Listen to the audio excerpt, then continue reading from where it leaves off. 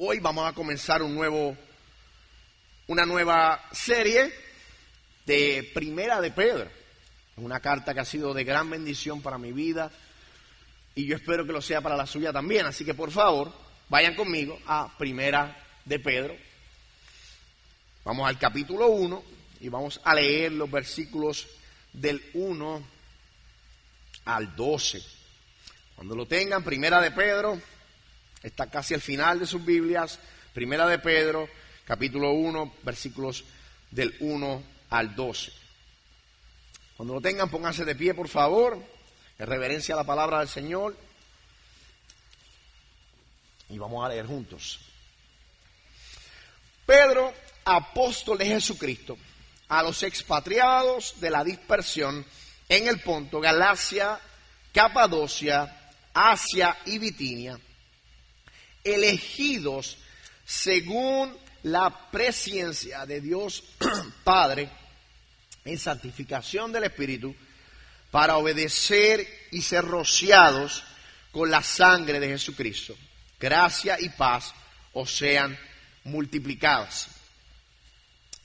Bendito el Dios y Padre de nuestro Señor Jesucristo, que según su grande misericordia nos hizo renacer para una esperanza viva por la resurrección de Jesucristo de los muertos, para una herencia incorruptible, incontaminada e inmarcesible, reservada en los cielos para vosotros, que sois guardados por el poder de Dios mediante la fe, para alcanzar la salvación que está preparada para ser manifestada en el tiempo postrero, en lo cual vosotros os alegráis, aunque ahora por un poco de tiempo, si es necesario, tengáis que ser afligidos en diversas pruebas, para que sometida a prueba vuestra fe, mucho más preciosa que el oro, el cual aunque perecedero se prueba con fuego, sea hallada en alabanza, gloria y honra,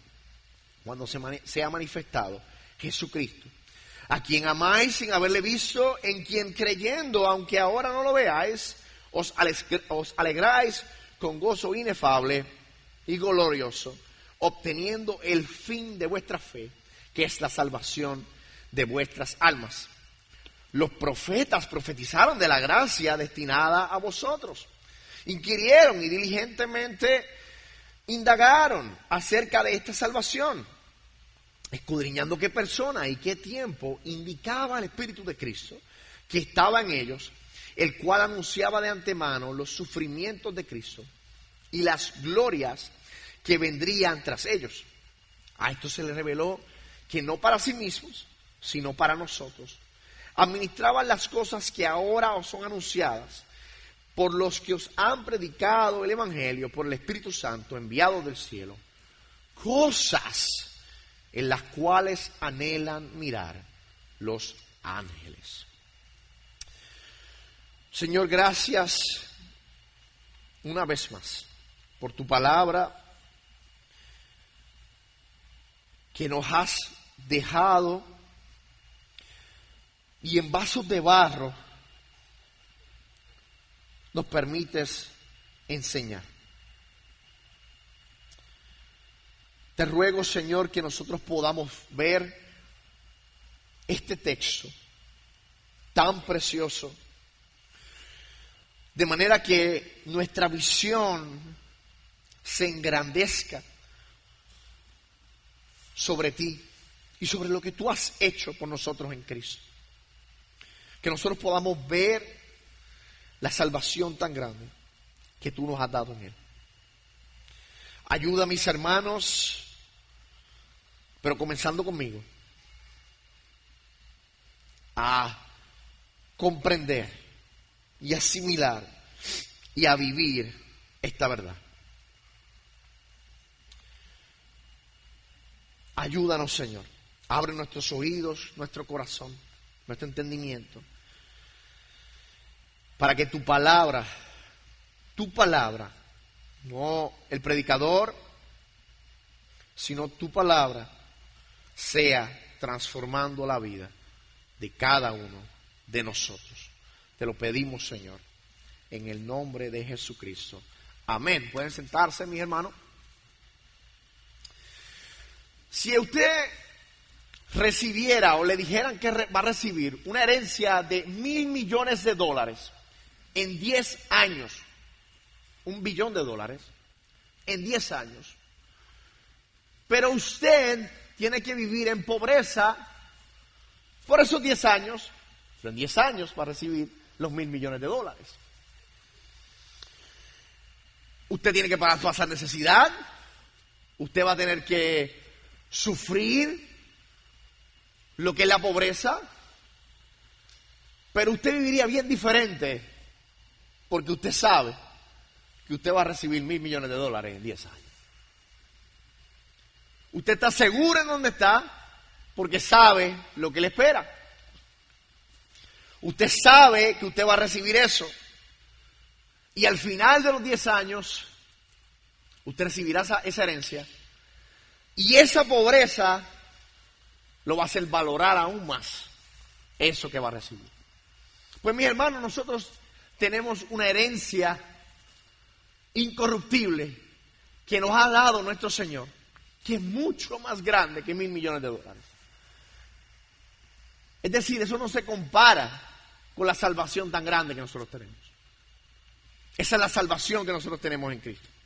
Y Pedro, autor de esta carta, le escribe a una serie de hermanos que están dispersados a través de Asia Menor, la actual Turquía, son estos lugares que se mencionan aquí. Y estos cristianos son cristianos gentiles a los que Pedro le está hablando. Y son cristianos que viven en la dispersión o viven en las afueras, viven en el mundo, pero no son del mundo. Viven en un lugar ejerciendo su fe, pero con gente que no comparte su misma fe.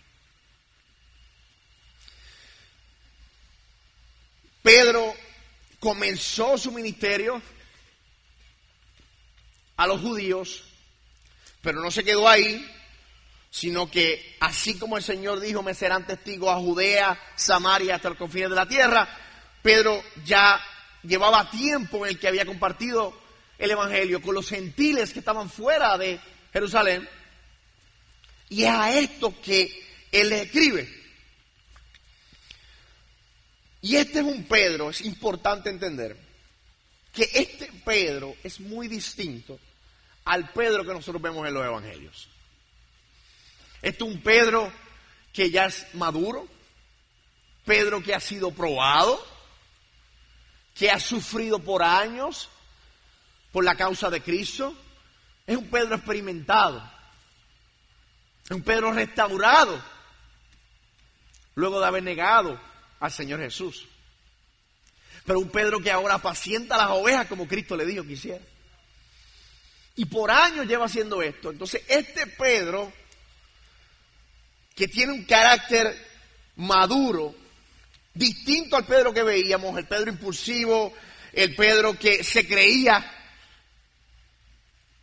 que podía hacerlo todo, fuerte en sus propias fuerzas. Ahora es un Pedro que sabe su debilidad porque la experimentó, reconoce quién está a su fuerza y le quiere escribir y le escribe a los hermanos de estas iglesias para que ellos también reconozcan en quién han confiado. Y que en medio de las pruebas, porque esta era una iglesia o varias iglesias que estaban pasando momentos de prueba en el tiempo en que les tocó vivir.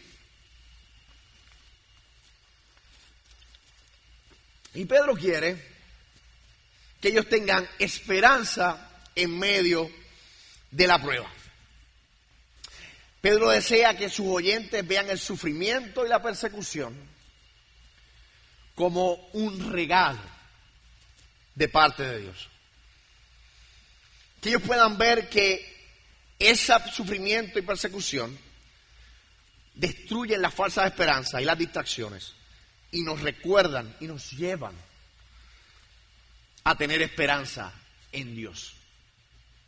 Destruyen nuestras otras esperanzas y nos mueve la dirección de la esperanza correcta, que es en Dios. Él quiere que ellos entiendan que somos ciudadanos de un reino que no es de este mundo, pero que crece en Él. Y mientras vivimos como exiliados, también vivimos como elegidos, y que somos peregrinos en una misión como iglesia de proclamar el nombre de nuestro glorioso Dios, de nuestro Dios trino, Padre, Hijo y Espíritu Santo, quien salva y santifica a un pueblo para sí mismo. Así que por eso yo he titulado esta predicación La esperanza en una gran salvación. Nuestra esperanza está basada en una gran salvación. Y número 1, vamos a ver el fundamento de esta esperanza. Versículos 1 y 2. Pedro dice: Pedro, apóstol de Jesucristo, a los expatriados de la dispersión en el Ponto, Galacia, Capadocia, Asia, Bitinia, elegidos. Dice elegidos según el previo conocimiento o la presencia de Dios. Estos cristianos, como les había mencionado, están expatriados en la dispersión. Los cristianos viven fuera de su tierra natal.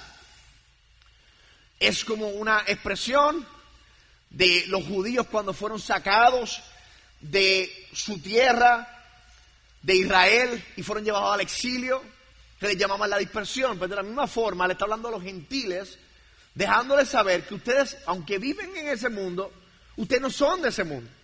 Ese no es su lugar. Ustedes viven aquí, nosotros vivimos aquí, pero nosotros no somos de aquí.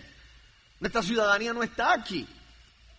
Nuestra ciudadanía está en los cielos nuevos y la tierra nueva. No está aquí. Entonces Él quiere que ellos puedan ver eso y les habla de esa forma, identificándose con ellos. Y les dice: elegidos según el previo conocimiento de Dios. Y aquí vemos, número 1, fundamento de que Dios eligió a este pueblo. Dios nos eligió de este mundo. Y esta elección, que a veces se confunde como el previo conocimiento y se entiende como que Dios conoció de antemano y entonces sabía lo que iba a pasar, entonces iba a hacerlo. Y eso no es lo que se refiere estos versículos. La presencia de Dios no es que Dios mira el futuro, ve quiénes van a aceptar al Señor y entonces esos son los que predestinan. No, eso no es lo que es. Dios elige según su plan soberano. Desde antes de la fundación del mundo, Él elige quiénes van a ser salvos. Él los predestina, los ordena para salvación.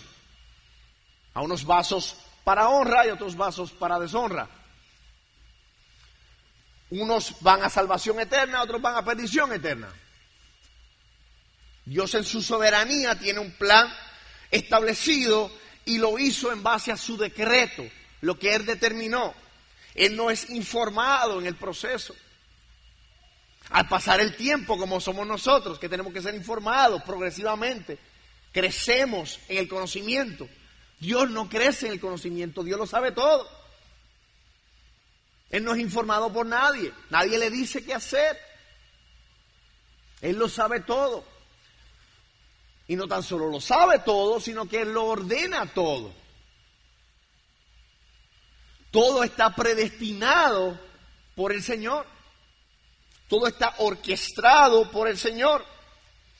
Y esta es la misma palabra que en Hechos 2:23 Pedro dice, hablando de Cristo, cuando murió en la cruz, dice: este fue entregado, hablando de Cristo, por el plan predeterminado y previo conocimiento de Dios, y ustedes lo clavaron en la cruz por manos de impíos y lo mataron. Hablando de Cristo, de que Cristo tuvo que padecer por el plan de Dios hecho desde antes de la fundación del mundo. Dios había decretado todo lo que había de pasar Y Cristo murió por el plan de Dios, porque Dios lo determinó de esa forma, y Dios salvó a estos hermanos y nos salvó a nosotros por su plan soberano, de acuerdo a su plan soberano. Esto no fue al azar, esto no pasó porque sí, no pasó porque Dios vio algo en nosotros, sino porque Él lo predestinó desde antes de la fundación del mundo. En santificación del Espíritu, continúa diciendo Pedro, Él nos hace renacer y nos da un corazón nuevo para que podamos obedecer. Como dice la versión nueva traducción viviente, como resultado entonces, ustedes lo obedecieron y fueron limpiados por la sangre de Cristo. Por tanto, los creyentes elegidos son elegidos según el conocimiento previo de Dios, por la obra santificadora del Espíritu, quien nos da un corazón nuevo. ¿Para qué? Para obedecer al Evangelio de Jesucristo. Arrepentidos y creer el Evangelio. La única manera que nosotros podemos hacer eso es por medio de que estas dos cosas hayan pasado. Somos elegidos de Dios, el Espíritu Santo nos da el poder para nosotros poder obedecer. ¿Y obedecemos qué? Obedecemos al Evangelio de Jesucristo, de tal manera que la sangre de Cristo es rociada sobre nosotros y nos perdona de nuestros pecados. Y Él le dice, gracia y paz les sean multiplicadas. Ustedes que son elegidos, que por el Espíritu Santo pudieron obedecer a Cristo, ustedes entiendan y crezcan en la gracia y en la paz que han recibido por medio de Cristo. En otras palabras, pongan su confianza en la soberanía de Dios. Nuestro fundamento de nuestra esperanza en medio de las pruebas, en medio de las dificultades, está en el fundamento de que Dios nos escogió, de que su Espíritu Santo renovó nuestro corazón y nos dio un corazón de carne y nos hizo obedecer el Evangelio de Cristo y ahora mora en nosotros. Entonces tenemos un fundamento por el cual nosotros tenemos una esperanza, no una esperanza al azar, no una esperanza con un fundamento. Y esperamos la herencia. Así que Pedro entonces, al decir esto, entra en lo que es una especie de alabanza, una oración larga que él escribe aquí y dice que toda la alabanza sea para Dios, el Padre de nuestro Señor Jesucristo. Pedro comienza con la alabanza reconociendo la supremacía y la bondad de Dios y trata a Dios como nuestro Padre y Padre de nuestro Señor Jesucristo. Y al llamarlo nuestro, esto se puede ver como la relación íntima que nosotros tenemos con Dios a través de Cristo. Y los creyentes, nosotros hacemos bien en recordarlo en los momentos de prueba. Recordar que Dios está cerca, es un Dios cercano. Está cerca de nosotros, no está lejos en nuestras pruebas. Está cercano y lo tenemos en medio de nuestras vidas, en medio de nuestras circunstancias. Dios está cerca. Pedro quiere que ellos entiendan eso. Quien según su gran misericordia, continúa diciendo, fue por la misericordia de Dios entonces que nos salvó, nos dio nuevo nacimiento, nos dio una esperanza viva, nos hizo renacer a esta esperanza mediante la resurrección de Jesucristo. ¿Cuál es la garantía entonces de que esta resurrección, de que esta esperanza es real? Bueno, que Cristo dijo que eso iba a pasar y que íbamos a tener esta esperanza, que íbamos a tener la salvación, íbamos a tener la resurrección de los muertos, y Él no se quedó en la tumba. Él resucitó. Él no solo murió, porque fácil hubiese dicho, alguien muero por los pecados y hasta ahí llegó. Pero Él resucitó, por lo tanto, lo que Él dijo que iba a pasar, eso fue exactamente lo que pasó. Entonces nosotros tenemos, esto asegura entonces la promesa de la resurrección de nosotros entonces. Pedro quiere que vean que por la resurrección de Cristo nosotros tenemos seguridad en la herencia que hemos recibido. O sea que ahora entonces nosotros vivimos una expectativa de que nuestra ciudadanía está asegurada porque Cristo resucitó. Versículo 4 y 5, herencia, tenemos una herencia incorruptible. Entonces Pedro pasa a describirnos esta herencia. Una herencia incorruptible, inmaculada, inmarcesible. Esta herencia que es la salvación de nuestras almas, verla a su plenitud. Él dice que es incorruptible, no se puede destruir, no se puede corromper. No está contaminada, incontaminada, es pura. Es sin mancha, no hay pecado, no hay maldad. Es inmarcesible, no se marchita, no se deteriora. Como todas las cosas que nosotros vemos en este mundo que se deterioran. Por eso muchas veces se nos hace difícil poder ver la salvación que nosotros tenemos en Cristo. Porque se nos olvida que es una salvación que no se marchita. Es una salvación que está asegurada, reservada en los cielos para nosotros. Y somos protegidos entonces por el poder de Dios. Versículo 5. ¿Por qué? Por mediante la fe somos protegidos por el poder de Dios. Dios produce en nosotros la fe y por esa fe nos protege según su poder. Entonces Dios protege a los creyentes con su poder hasta que reciban la culminación, la salvación de sus almas.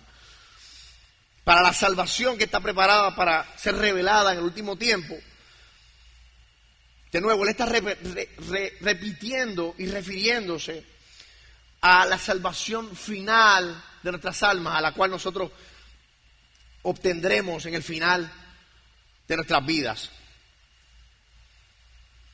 Y aunque algunos aspectos, ¿verdad?, de la salvación nosotros la recibimos ahora y la tenemos, como el perdón de pecados, el crecimiento en gracia, la plenitud de esta salvación se va a manifestar en el futuro.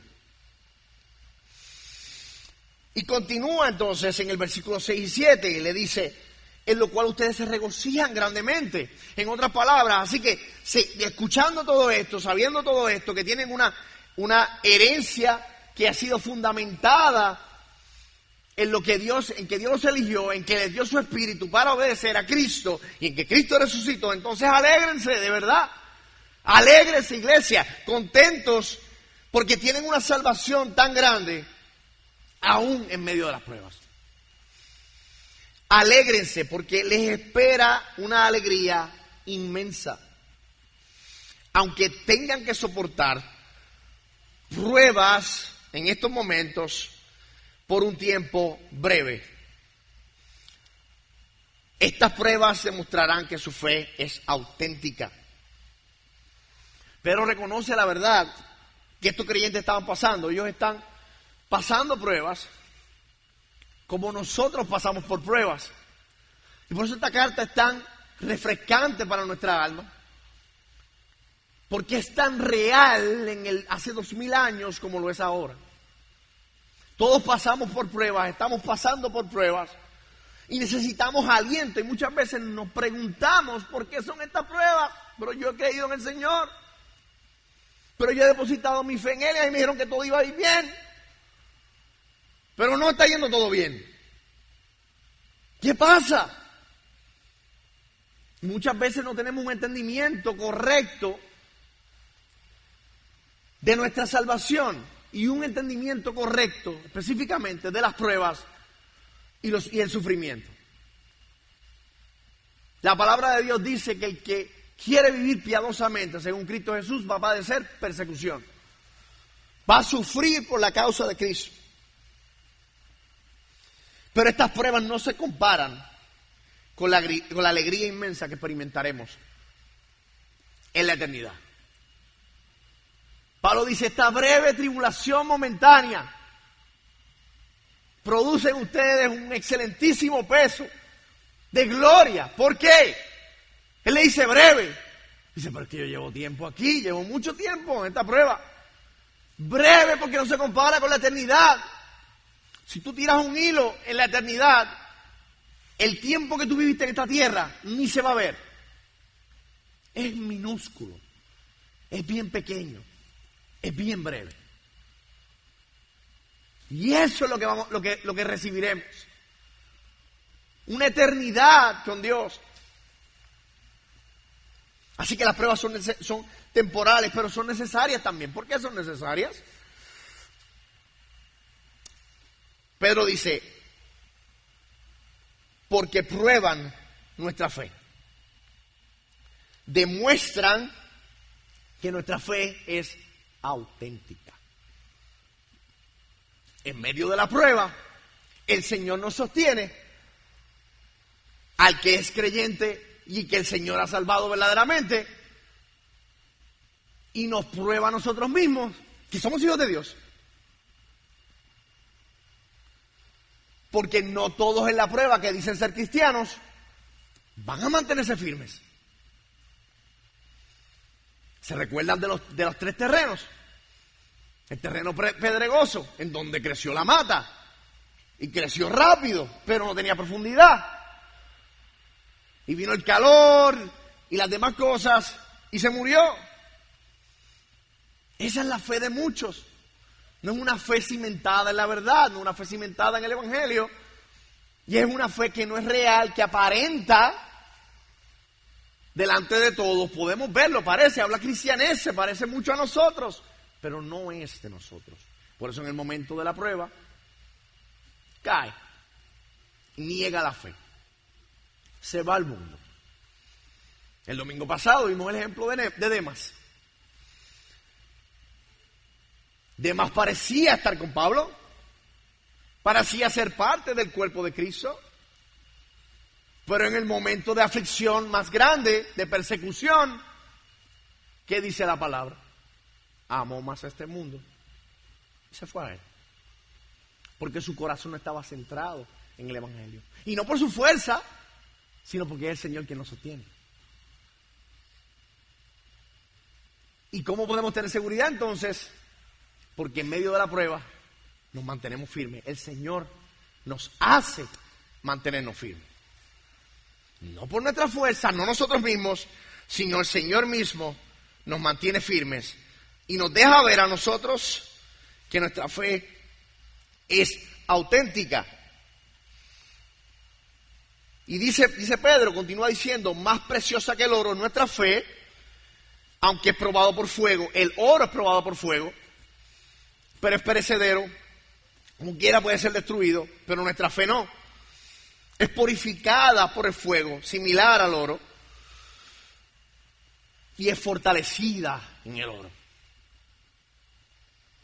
El mismo fuego que quema la paja endurece el ladrillo. Lo voy a repetir. El mismo fuego que quema la paja endurece el ladrillo. La fe verdadera va a fortalecerse en medio del fuego de la prueba. La fe falsa se va a quemar como la paja. Así que examinémonos dónde estamos nosotros. ¿Qué tipo de fe es la que nosotros tenemos? ¿Es una cimentada en el Evangelio? ¿Tiene profundidad? ¿O nuestra esperanza es una vana con poca profundidad, superficial? Y esta fe, una vez probada, va a ser hallada en alabanza, gloria y honor en la revelación de Jesucristo. El resultado final de esa fe probada y purificada es la alabanza, la gloria y el honor en el momento en que Cristo se revele y venga en su segunda venida. Pero nuevamente, volvemos y nos preguntamos, está bien, yo entiendo, la fe prueba mi corazón, pero ¿por qué tanta prueba? Ya yo entendí que soy el Señor, ya tuve una prueba, ¿por qué tantas pruebas? Bueno, otra razón por la que las pruebas el Señor las permite es porque, mis hermanos, los tiempos fáciles tienden a crear cristianos inmaduros, pendientes a las cosas de este mundo, mundanos, tiempos fáciles. Hay un dicho que dice: tiempos fáciles hacen hombres débiles, tiempos difíciles crean hombres fuertes. Por lo tanto, las pruebas son necesarias para mostrarnos que somos hijos de Dios, pero también para fortalecernos en el Señor y para nosotros crecer en la confianza que tenemos en el Señor, para acercarnos a Él. Porque muchas veces en nuestra abundancia, nuestra oración mengua. En nuestra necesidad, por lo contrario, nuestra oración está bien ferviente. Y el Señor tiene que ponernos de una manera que nosotros dependemos de Él, en una posición en la que nosotros dependamos de Él, en que crezcamos en nuestra fe. Y esto es lo que hace la prueba. Fortalece nuestra fe. El Espíritu deja saber a nuestro espíritu que somos hijos de Dios. Asegura esa verdad en nosotros. Y nos deja ver que somos hijos de Dios. Y en un futuro, el Señor va a mostrarle a todo el mundo que en eso que nosotros creíamos, que nos tildaban de locos, que nos hablaban,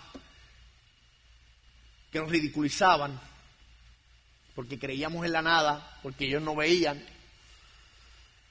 el Señor va a mostrarnos en gloria y nos va a exaltar con honra, honor y gloria. Y por eso Pedro dice: ustedes son bienaventurados porque aman a Cristo, a quien no ven. Y me trae a mi tercer punto, una esperanza segura. Es una esperanza segura. Y a ustedes, quien sin haber visto, ustedes aman a Cristo, en quien ahora, aunque no lo ven, dice Pedro, pero creen en Él y se regocijan con gozo inefable. A quien sin haber visto, ustedes lo aman. A pesar de no haber visto a Cristo físicamente, los creyentes a quienes Pedro les escribe, aman a Jesús igual que nosotros. Y se regocijan con un gozo indescriptible y lleno de gloria. Esta es la esperanza que resulta por la fe que Dios ha puesto en nuestros corazones. Déjenme preguntarle algo. ¿Usted ha visto a Cristo? Físicamente, pero usted cree en Él. Usted cree en Cristo sin haberlo visto. ¿Qué le dijo el Señor a Tomás cuando Tomás no creía? ¿Se recuerdan de esa historia? Estaban los discípulos habían visto a Cristo, por alguna razón Tomás no estaba, no sabemos qué estaba haciendo, el texto no nos dice, pero él llega a la reunión de los discípulos y los discípulos le cuentan que vieron al Señor resucitado. ¿Y Tomás qué dice? Incrédulamente: no, hasta que yo no vea la llaga de sus manos y ponga mi mano en el costado, yo no voy a creer. Resulta que el Señor se aparece allí.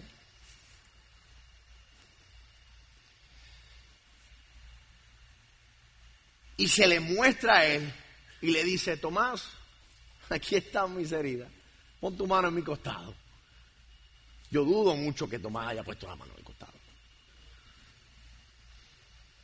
¿Y cuál fue? Él dice: Señor mío y Dios mío. Contesta Tomás. ¿Y qué le dice el Señor Jesús? Le dice: oye, Tomás, muy bien, qué bueno, tú eres un buen hombre. Tú eres muy bueno. No, eso no fue lo que él le dijo. ¿Por qué me has visto? Tomás, ¿creíste? Bienaventurados los que no vieron y creyeron.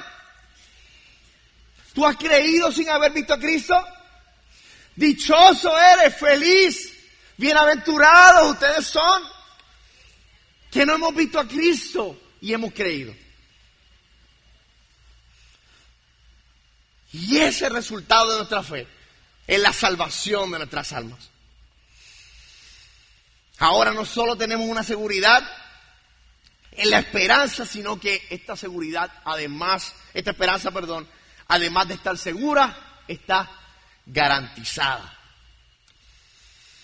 El Señor nos da una garantía de esta esperanza. Versículo 10 al 12. Él habla sobre los profetas que profetizaron de esta salvación.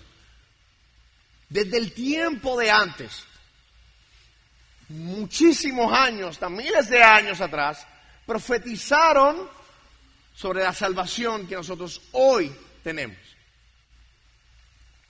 Estos profetas profetizaron de esta salvación, estaba escrita de antemano,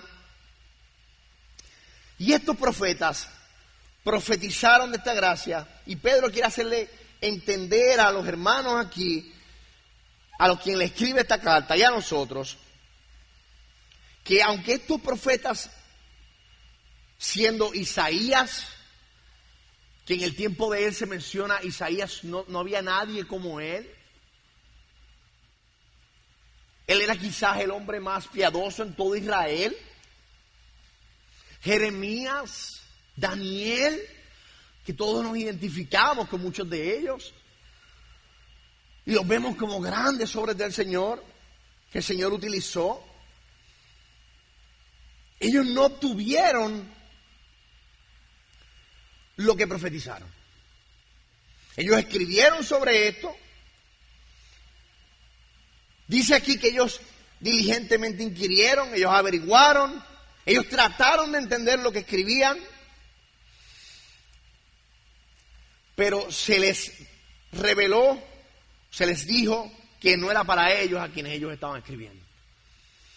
Pero tenemos un trayecto desde el Antiguo Testamento que profetizaba lo que habría de pasar, y eso es exactamente lo que ha pasado. Hay una garantía de unas promesas desde el Antiguo Testamento que se han cumplido en Cristo y en nosotros hoy. Y ellos buscaban qué quería decir lo que ellos estaban profetizando. Ellos buscaban quién era el Cristo o quién era el Mesías que venía. Ellos escribieron sobre los sufrimientos que enfrentaría, como la gloria que vendría después. A ellos se les fue revelado que no se servían a sí mismos, sino que era para nosotros a quienes nos escribían.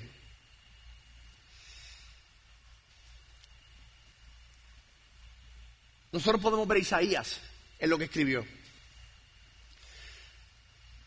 Y tener una garantía de lo que él ha dicho, y lo podemos ver hoy, completamente cumplido en Cristo. Muchas de las cosas que él profetizó, verlas escritas en Cristo, cumplidas en Cristo. Pero ellos no lo vieron así. Y Pedro quiere que ellos vean, oye, ustedes están en un mejor tiempo aún que ellos. Porque muchas veces, esto pasa, cuando estamos pasando pruebas, empezamos a pensar que en otro tiempo era mejor. Oye, yo quisiera estar en ese tiempo cuando Isaías recibía y vio los querubines y vio al Señor centrado en su trono alto y sublime. Pues yo quisiera ser como Moisés y estar ahí en la salsa ardiente, quitarme las sandalias, hablar con el Señor cara a cara.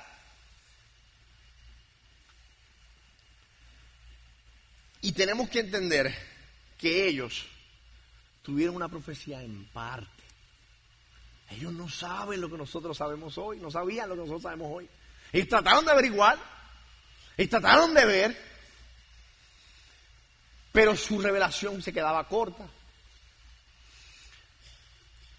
¿Tú crees que Isaías sabía cuando él profetizó acerca del Mesías que nacería de una virgen que iba a ser María, esposa de José? En tiempos del Imperio Romano. No tenía idea de eso. Que el Mesías ¿qué significaba? Que el Espíritu del Señor iba a reposar sobre él. Sabía que la tercera persona de la Trinidad iba a bajar sobre él. Iba a ser la segunda persona de la Trinidad la que iba a venir a la tierra a morir. No sabía eso. Cuando profetiza sobre el siervo sufriente, y dice Isaías, el castigo de su paz fue sobre él y sus heridas, y por sus heridas fuimos nosotros sanados. Él sabía que iba a ser en una cruz en la que la ira de Dios iba a descender sobre él, y él iba a redimir un pueblo para sí. Él sabía todas esas implicaciones, y que de ahí iba a venir la salvación a los gentiles, y que la iglesia iba a ser formada. No sabía eso. Que él iba a interceder, iba a sentarse a la diestra del Padre, la segunda persona de la Trinidad, intercediendo por su pueblo. Él no tenía idea de eso. Él no sabía eso. Cosas tan elementales para nosotros hoy, como es el nacimiento virginal que se le enseñamos a los niños. Él no sabía a plenitud que iba a saber qué era. Cuando profetizó de Juan el Bautista, que iba a preparar camino al Señor, él sabía que iba a ser hijo de Elizabeth y de Zacarías. No sabía nada de eso. Cosas que son elementales para nosotros, fundamentales. Entonces Pedro quiere que ellos vean, oye, no anheles otros tiempos, tú estás en el mejor de los tiempos. Tú tienes una revelación completa de la salvación, puedes entender el evangelio a su plenitud. Conociste lo que Cristo hizo y que ahora está sentado a la diestra del Padre.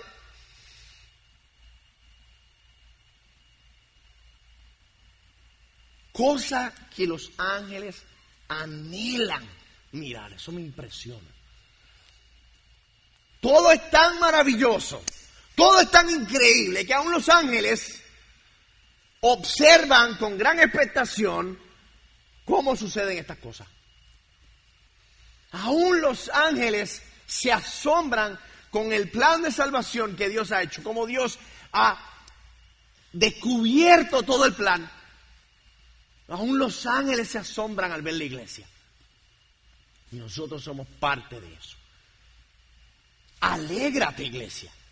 Estamos felices dentro de la prueba. Los ángeles mismos buscan déjame ver qué es eso que...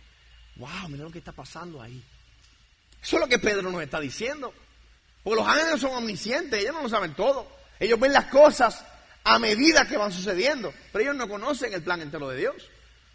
No lo conocían. Ellos lo van viendo desarrollarse y quedan asombrados. Ese es el asombro que tenemos que tener, iglesia. Nosotros. Porque vivimos en el mejor de los tiempos.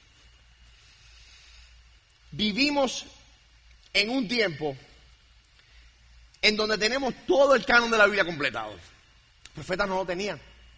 Ellos trataban de averiguar dentro de sus propias profecías a ver qué era lo que quería decir. Nosotros lo tenemos todo. La revelación nos ha sido completada en Cristo. Vivimos en tiempos en donde, por diferentes medios de avance tecnológico, el evangelio ha llegado a más países que nunca. La Biblia se ha traducido en más de 2.500 lenguas. Tenemos más iglesias, tenemos más seminarios, tenemos más programas, más recursos para estudiar y para evangelizar, para profundizar en el evangelio. Esto sin duda es el mejor de los tiempos. En momentos de dificultad, en momentos de sufrimiento, hacemos bien en recordar todo lo que tenemos. La esperanza debemos tenerla, la salvación tan grande que tenemos. En que en este tiempo lo hemos recibido todo en Cristo, y este sin duda es el mejor de los tiempos.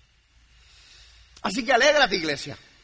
Dios te ha escogido desde antes de la fundación del mundo y te ha dado la salvación tan grande que aún los ángeles están asombrados mirando. Por lo tanto, en medio de las pruebas, refúgiate en el evangelio y en lo que Dios ha hecho por ti en Cristo. Recuerda que así como Él ha controlado, como Él controla todo y tiene todo orquestado bajo su decreto, recuerda que Él tiene tu sufrimiento, tu vida bajo su control y tu sufrimiento no es en vano como el sufrimiento del mundo. Es para fortalecimiento de tu fe, para tallar la imagen de Cristo en ti. Pero debemos entender una cosa, varias cosas de hecho. Una salvación tan grande garantiza que como exiliados elegidos pasaremos por diversas pruebas. Esas pruebas no tienen la última palabra, pero son usadas por Dios para perfeccionar. Número 2, una salvación tan grande garantiza que en medio de las pruebas que tendremos en la vida cristiana es posible regocijarnos dentro de ellas.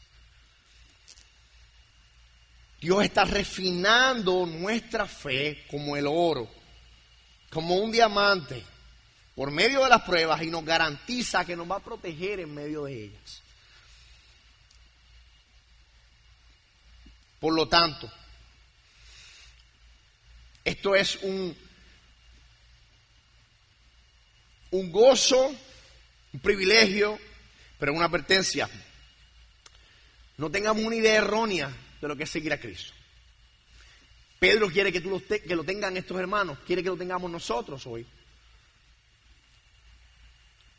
Él les dice más adelante, no, este fuego de prueba que están pasando, no lo miren como si una cosa extraña le está pasando. Todos los cristianos en todo el mundo están pasando lo mismo. Porque seguir a Cristo te va a costar todo. Jesús dijo, si alguno viene a mí y no me ama más que a su padre, que a su madre, a su esposa, a sus hijos, a sus hermanos y a sus hermanas, y aún más a sí mismo, no puede ser mi discípulo. Pero vale la pena. Al final recibiremos la corona de vida que Dios ha prometido a los que lo aman. Santiago dice, bienaventurado el hombre que persevera bajo la prueba, porque una vez que haya sido probado, recibirá la corona de la vida que el Señor ha prometido a los que lo aman. Así que regocíjate en eso. Hermanos en Cristo amados, regocijémonos en las pruebas que tenemos, sabiendo que al final vamos a recibir la corona de vida que el Señor ha prometido a los que lo aman. Pero tengo aquí una advertencia para los que no están en Cristo. Los que tal vez vienen aquí seguidamente o vienen de vez en cuando o es la primera vez y no han creído y abrazado el Evangelio y han puesto su confianza en Cristo. Estas cosas son solo para los creyentes. El sufrimiento que vale la pena es solamente para los creyentes. Si tú no estás en Cristo, déjame decirte que tú vas a sufrir también. Porque el sol y la lluvia salen para los buenos y para los malos. Así que todos vamos a sufrir. Pero si tú no estás en Cristo, tu sufrimiento es en vano. No tiene sentido. Totalmente sin sentido. Esto que yo he hablado hasta aquí es solamente para los que han depositado su fe en Cristo. Así que si tú estás hoy aquí y no has depositado tu fe en Cristo, por toda la misericordia de Dios, arrepiéntete de tus pecados y cree en el Evangelio de Cristo para tu salvación y perdón de pecado. Para que esta esperanza sea tuya también.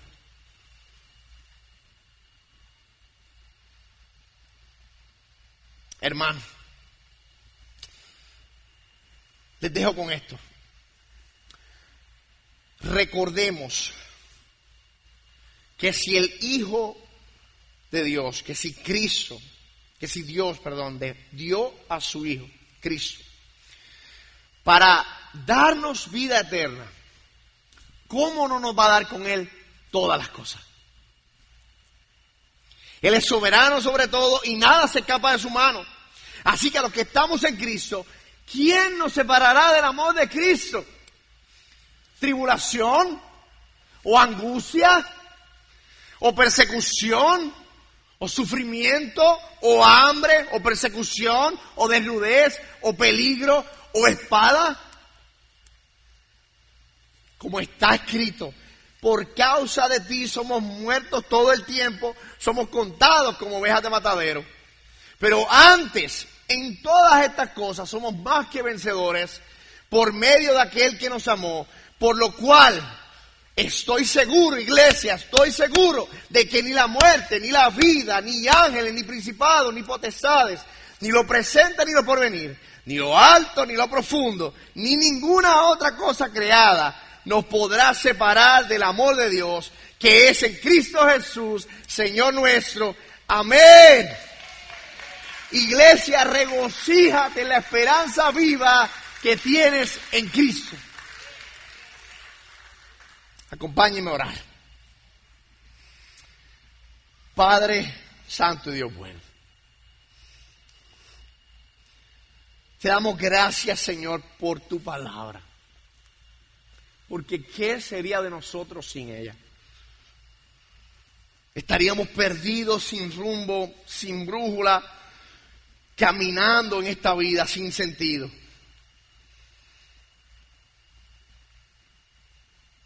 Amando cosas que no nos pueden dar felicidad, cisternas rotas que botan el agua, que no nos pueden llenar. Persiguiendo el aire. Pero gracias por tu salvación en Cristo. Y porque no tan solo nos has salvado y nos has perdonado nuestros pecados, sino que en Él nos has dado todas las cosas. De que nos aseguras nuestra salvación por medio de tu Espíritu Santo, que nos da testimonio a nosotros mismos de que somos hijos tuyos.